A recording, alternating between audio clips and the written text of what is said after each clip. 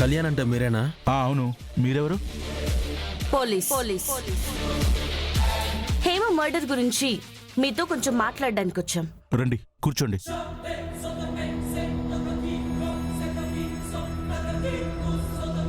చనిపోయిన హేమ నువ్వు చాలా ఇయర్స్ నుంచి లవ్ చేసుకుంటున్నారని రిపోర్ట్స్ లో ఉంది. అవును మేడం, పెళ్లి చేసుకోవాలని కలలు కన్నాం. ఆ కలలు నిజమై కళ్ళ ముందుకు వస్తున్నాయని ఆనందించే లోపే ఆ దుర్మార్గుడు వచ్చి నా కళ్ళ ముందే హేమని అతి కిరాతకంగా గొంతుకోసి చంపాడు. చరణే చంపడం మీ కళ్ళారా చూసారా? అవును, చూశాను మేడం. ఆ దుర్మార్గుని వదలకండి మేడం. నా హేమని పొట్టన పెట్టుకున్నందుకు ఉరి తీశాను మేడం. తప్పు చేసిన వాళ్ళు ఎంత తెలివిగా తప్పించుకుందామనుకున్నా పట్టుకెళ్ళి చట్టం ముందు నిలబెట్టడమే మా పని. హేమని హత్య చేసింది ఎవరైనా సరే వదిలిపెట్టేదే లేదు. అవును, మీ అమ్మగారికి బాలేదని తెలిసింది. ఇప్పుడు ఎలా ఉంది? మా అమ్మకు బాలేదని పోలీసులకి మీరు చెప్పే తప్ప దాచాలనుకునేవి తెలియదనుకుంటే ఎలా కళ్యాణ్?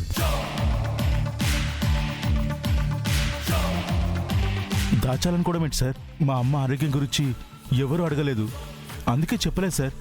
సరే, హేమ నీకు ఎప్పటి నుంచి తెలుసు? వాటర్ కావాలి. మీరుండండి, నేనే వెళ్ళి తెచ్చుకుంటాను.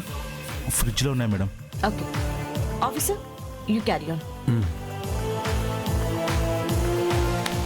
కళ్యాణ్, అలా ఎంగేజ్మెంట్ నుంచి లేచిపోయారు, ఆ తర్వాత ఏం జరిగింది? అది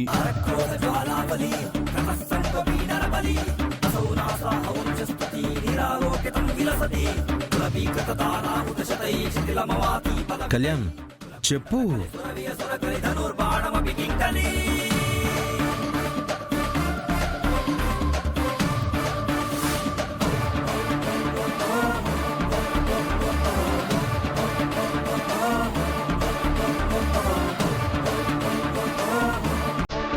ఇంత జరిగాక ఆయన పెళ్లి చేస్తారనుకుంటే చేయను అని వాళ్ళ నాన్న తేల్చి చెప్పేశారు సార్. కళ్యాణ్ ఇటు చూడు, ఏం జరిగింది?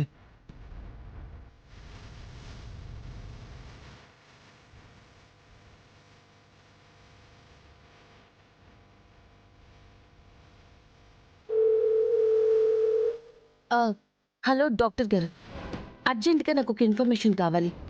నేను మీకు డీటెయిల్స్ పంపిస్తున్నాను, చూసి చెప్పండి.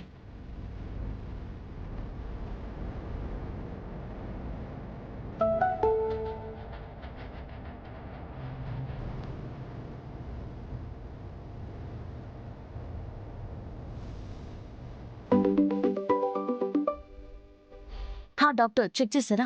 మీరు పంపిన రిపోర్ట్స్ చూశాను. కిడ్నీ కంప్లీట్గా ఫెయిల్యూర్ అయిపోయింది. అర్జెంటుగా ట్రాన్స్ప్లాంట్ చేస్తే తప్ప పేషెంట్ బ్రతకడం చాలా కష్టం. మీరు పంపిన రిపోర్ట్స్ అన్నీ కిడ్నీ ట్రాన్స్ప్లాంట్ చేయడానికి చేసిన test results. Okay doctor, thank you.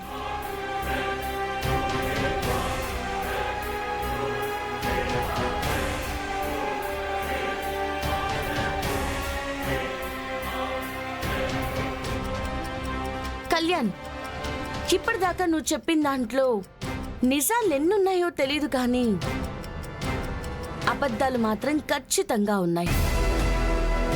మీ అమ్మగారికి 2 కిడ్నీస్ ఫెయిల్ అయ్యాయి. ఆపరేషన్ చేస్తే కానీ బతకలేరు. కిడ్నీ ఆపరేషన్, మళ్ళీ డోనర్కి డబ్బులు, ఇన్ని ఖర్చులు. పాలవాడికి కూడా అప్పున్న నువ్వు కట్టలేవు. సరే, మరేదో కష్టాల్లో ఉన్నావనుకుంటే ఇలాంటి టైంలో అమ్మ కోసం రూపాయి కూడబెట్టాలి, కానీ అలా నోట్లు పంచిపెడుతున్నావేంటి?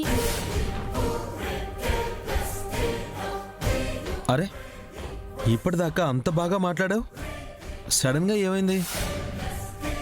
ఏం లేదు సార్, ఏం లేదు సార్.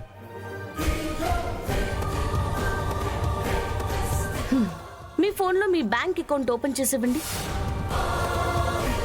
ఎందుకు మేడం? నా బ్యాంక్ డీటెయిల్స్ మీకేం పని? చూడు కళ్యాణ్, నువ్వు ఈ కేసులో కేవలం విట్నెస్ అని మేము నమ్ముతున్నాం కాబట్టి ఇలా మర్యాదగా మాట్లాడుతున్నాం. నువ్వు ఓపెన్ చేయకుంటే బలవంతంగా అయినా ఓపెన్ చేయిస్తాం. మ్మ్.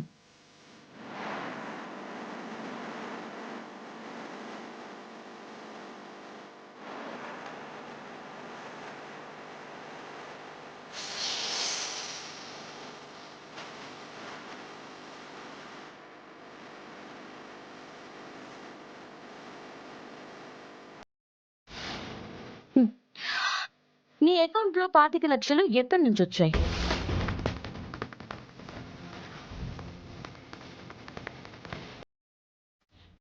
అడుగుతుంది నిన్నే కళ్యాణ్, చెప్పు. 25 లక్షలు ఎక్కడి నుంచి వచ్చాయి? అది మేడం, అమ్మ ఆపరేషన్ కోసం నాకు తెలిసిన ఫ్రెండ్ దగ్గర తీసుకున్నా మేడం. కష్టపడి డబ్బులు సంపాదించి తిరిగిచ్చేస్తాను చెప్పాను మేడం. సరే, దానికి ఎందుకు ఇంత కంగారు పడుతున్నావు? బాగా డబ్బులున్న ఫ్రెండ్ అనుకుంటా. నీ పరిస్థితి చూసి జాలి పడిచ్చాడు, అంతే కదా? అవును సార్. సరే, ఆ చరణ్కి శిక్ష పడేలా మేం చూసుకుంటాం.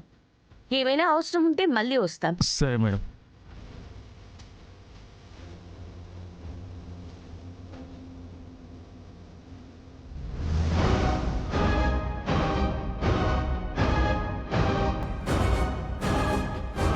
అబద్ధం చెప్తున్నాడు దాత్రే. కళ్యాణ్ అకౌంట్లోకి డబ్బులు వేసింది ఫ్రెండ్ కాదు అనిపిస్తుంది.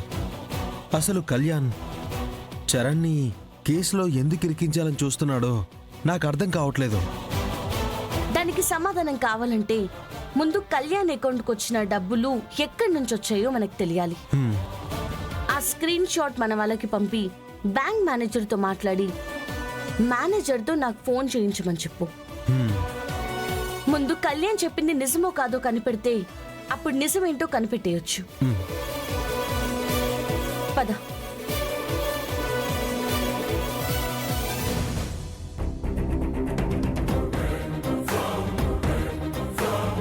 Excuse me, courier. కౌశికి గారా? మా సిస్టర్ అండి, ఇవ్వండి. ఓకే, సైన్ చేయండి. ఓకే.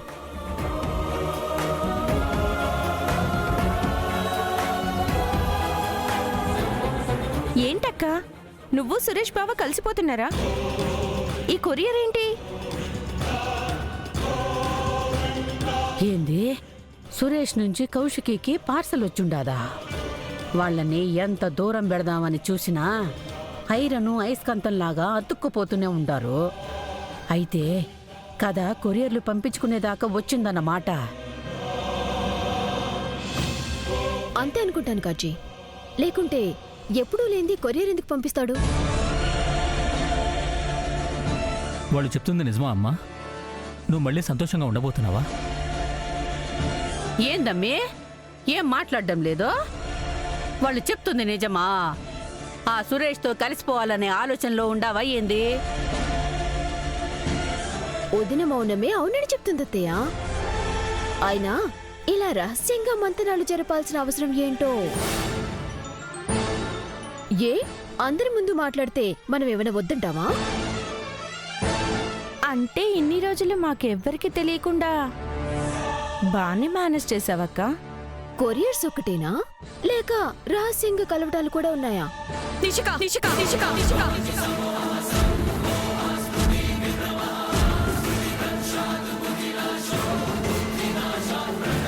ఏంటదినా ఉన్నమాట అంటే బుడికెక్కువ అన్నట్టు?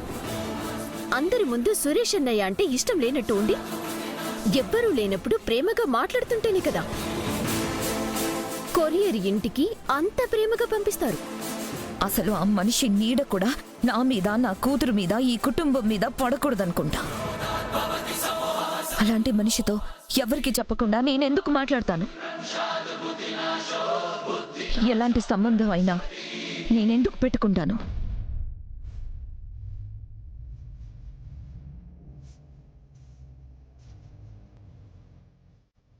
ఇక ఈ కొరియర్ అంటావా? ఎందుకు పంపించాడో, ఇందులో ఏముందో తెలుసుకోవాల్సిన అవసరం కూడా నాకు లేదు.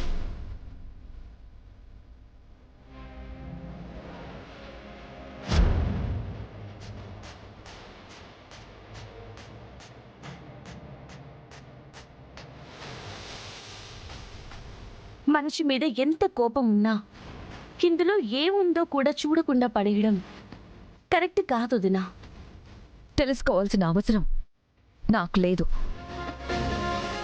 సురేష్ అన్నయ్యని మీరు భర్త అనుకోకపోయినా కూడా కీర్తికి తండ్రి కదా వదినా. అన్నయ్య కీర్తి కోసం ఏదైనా పంపించుండొచ్చు కదా. ఇది కీర్తికి అవసరమో కాదో మీరెలా డిసైడ్ చేస్తారు వదినా? ఏంటి వదిన అందులో ఏముందో అవసరం లేదంటే ప్రవచనాలు చెప్తున్నావు? తీసుకెళ్లి డస్ట్బిన్లో పడే. పడైను.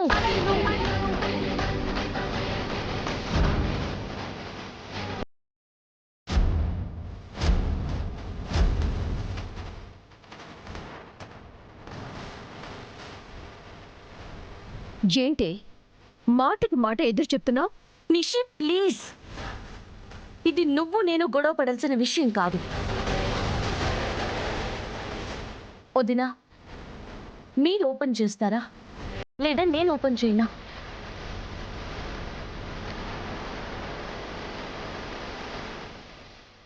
ఓపెన్ చేయక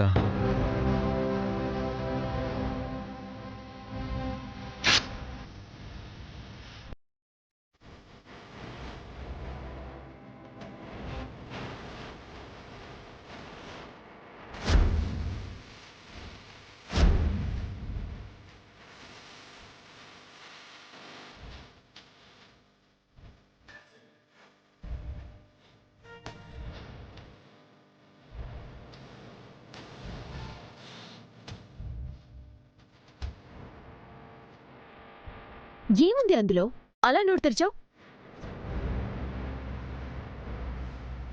ధాత్రి, ఏముంది అందులో?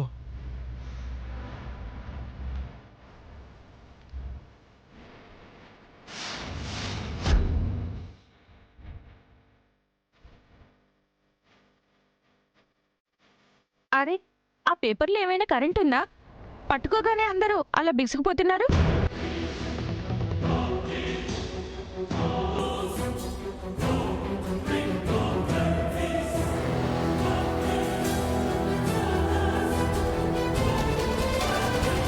అసలు ఏముంది ఇందులో?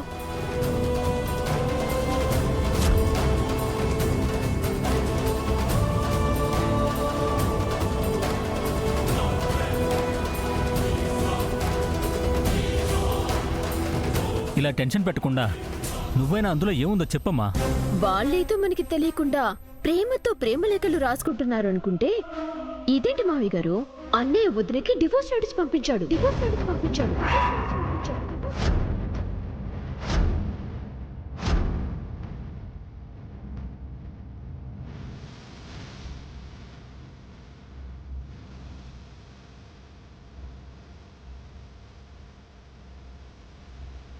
దేవుడా, నువ్వున్నావయ్యా.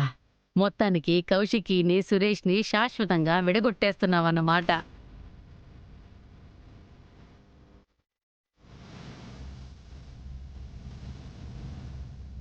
కావాలంటే మీరే చూడండి.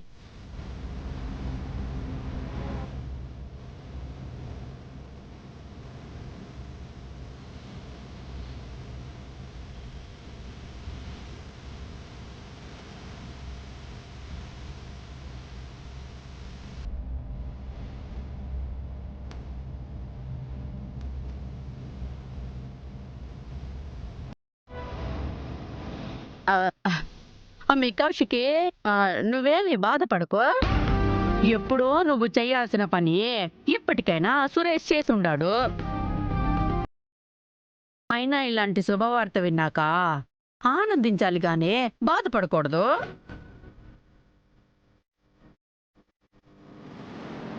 అవునక్క, అసలు బావ నీకు ఈ ఇంటికి కరెక్టే కాదు.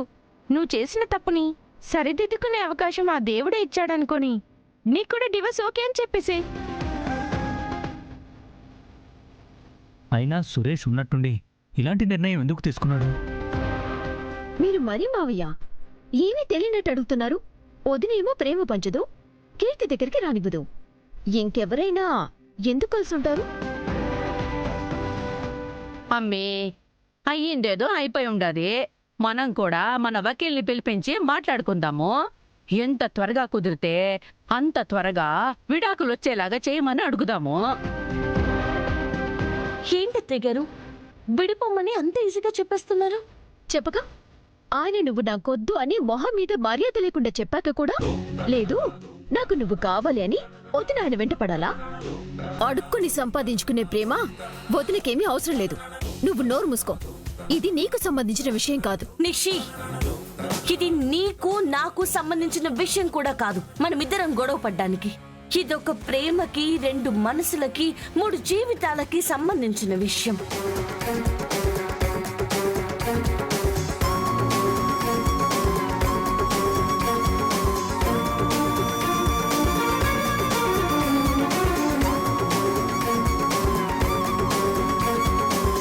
అయినా ఇద్దరు విడిపోవాలంటే ఒక కాగితం 2 సంతకాలు కాదు నిషి. ఇద్దరికి ఒకరి మీద ఒకరికి ప్రేమ పూర్తిగా పోవాలి. మా మధ్య ప్రేమ పోయి చాలా రోజులైంది జగదాత్రి.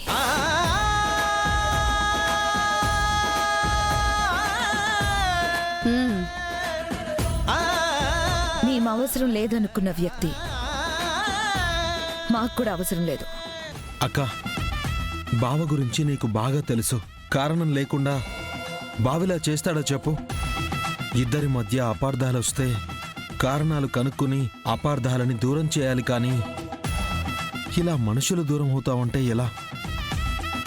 మీకోసం కాకపోయినా ఆ చిన్న పిల్ల కోసమైనా మీరు ఆవేశం తగ్గించుకొని కాస్త ఆగి ఆలోచించండి వదిన. కీర్తికి మీ ప్రేమని పంచాలి, కానీ కొన్ని రోజులు ఒకరు, ఇంకొన్ని రోజులు ఇంకొకరని తనని పంచుకోకండి వదిన. మీకోసం కాకపోయినా ఆ చిన్న పిల్ల కోసమైనా మీరు ఆవేశం తగ్గించుకొని కాస్త ఆగి ఆలోచించండి వదిన. కీర్తికి మీ ప్రేమని పంచాలి, కానీ కొన్ని రోజులు ఒకరు, ఇంకొన్ని రోజులు ఇంకొకరని తనని పంచుకోకండి వదిన. అమ్మ నాన్న ప్రేమ లేకుండా ఉంటే ఆ బాధ ఎలా ఉంటుందో నీకు తెలీదక్కా. ప్లీజ్ దయచేసి ఆ బాధ కీర్తికి ఇవ్వకు.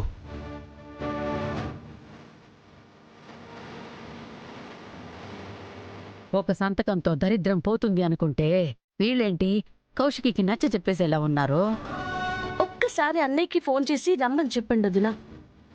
కూర్చొని మాట్లాడుకుందాం. వాళ్ళు చెప్తుంది కూడా నిజమే కౌశికి. ఒకసారి ఆలోచించమ్మా.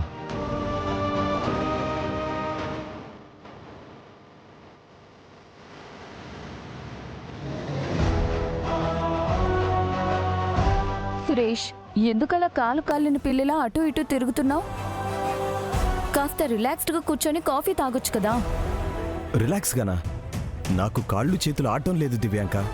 మీరు చెప్పారని కౌశికీకి డివోర్స్ నోటీస్ పంపించాం. ఇప్పుడు ఆ పేపర్స్ చూసి కౌశికి ఎంత కోపంలో ఉందో, కోపంలో ఎలాంటి నిర్ణయం తీసుకుంటుందో అని భయంగా ఉంది. అయ్యో పిచ్చి సురేష్, అసలు ఈ తెలివి పెట్టుకొని కౌశికి లాంటి తెలివైన అమ్మాయిని ఎలా పడేశావు? అమ్మాయిల గురించి నీకు బొత్తిగా తెలీదు. మాకు చేతికందితే చులకన, అందనంత దూరంలో ఉంటే వాటిని ఆశపడతాం. ఇప్పుడు కౌశికి ఆ డివోర్స్ పేపర్స్ చూడగానే ఫస్ట్ కోపం వచ్చినా కొంచెం సేపు ఆలోచించగానే నువ్వు తనకి పర్మనెంట్గా దూరం అయిపోతున్నావన్న విషయం గుర్తుకొస్తుంది. అప్పుడు మొదలవుతుంది తన మనసులో భయం. ఆ భయమే తనలో ఉన్న ప్రేమని బయట పెడుతుంది. మీరు చెప్పింది చెప్పినట్టు జరుగుతుందంటారా? రాసి పెట్టుకో, అదే జరుగుతుంది. పిచ్చోడా, ఆ కౌశికికున్న తిక్కకి, సెల్ఫ్ రెస్పెక్ట్కి వద్దనుకున్న వాళ్ల వైపు కన్నెత్తి కూడా చూడదు. ఆఖరికి అది నువ్వైనా సరే. నా గెస్ కరెక్ట్ అయితే కౌశికి ఈ పాటికి కోపంతో రగిలిపోతూ ఉంటుంది. అయితే ఇప్పుడు కౌశికి నా ప్రేమను అర్థం చేసుకుని పంతం వదులుతుందా? చూస్తూ ఉండు, ఇంకాసేపట్లో ఫోన్ చేసి నీ మీద ప్రేమని ఎలా బయట పెడుతుందో. పిచ్చోడా, ఇక అది నీ మొహం కూడా చూడదు. అది చచ్చినా ఫోన్ చేయదు.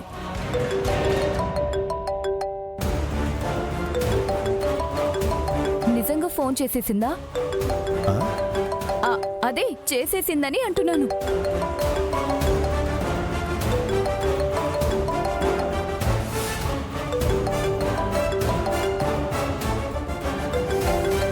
హెడ్ ఫోన్ చేస్తుంది అనుకుంటే తోక ఫోన్ చేస్తుంది.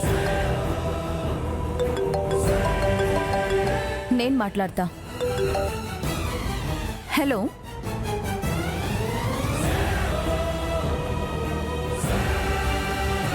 సురేష్ అనే ఉన్నారా? ఉన్నాడు. ఫోన్ ఇవ్వు, అర్జెంటుగా మాట్లాడాలి. మాట్లాడడు. ఏమున్నా నాతో చెప్పు, నేను ఆయనతో చెప్తాను. బిజినెస్ మరీ అంత లాస్ లోకి వచ్చిందా దివ్యాంక? పోస్ట్ మ్యాన్ పనిచేస్తానని అంత పట్టుపడుతున్నావు?